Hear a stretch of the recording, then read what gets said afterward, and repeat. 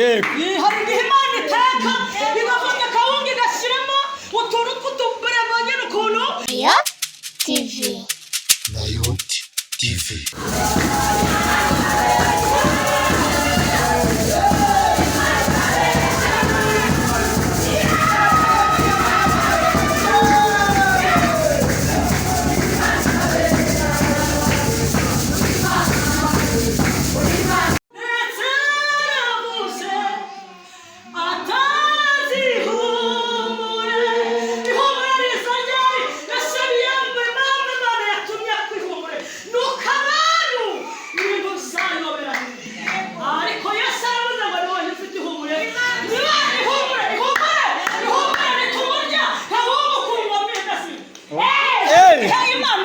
Harigiye Imana iteka igafata akawunga igashyiramo utunu tw'utuburemanye n'ukuntu yarangiza ukayirya guhera ku wa mbere ariko utarwaye bwacya n'ijuru biba byatetse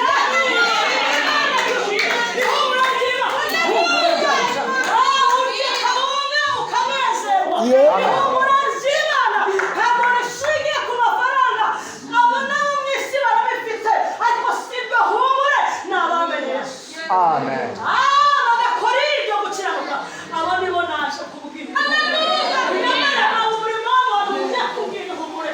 Unyemere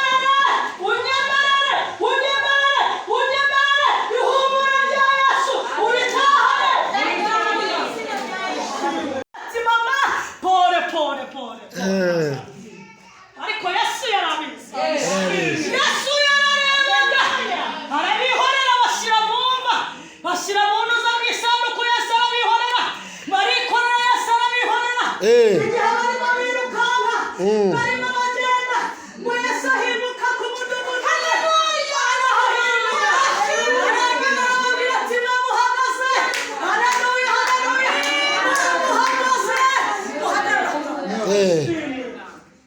Yego. muwe mugize gute Uhagararaho. Stop. Foresta mugira gute Muhagarare.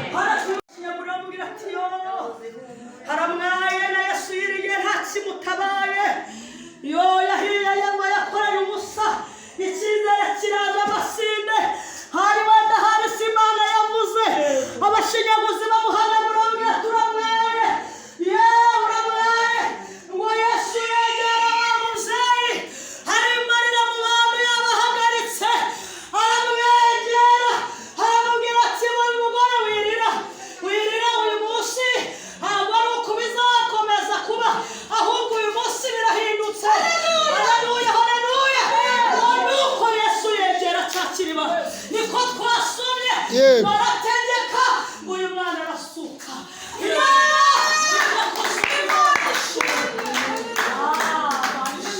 haleluya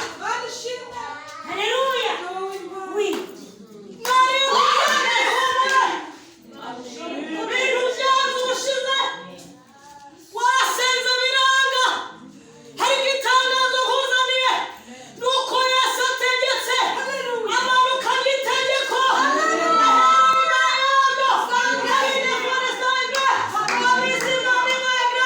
abikuye mu misi abiranduye Amen.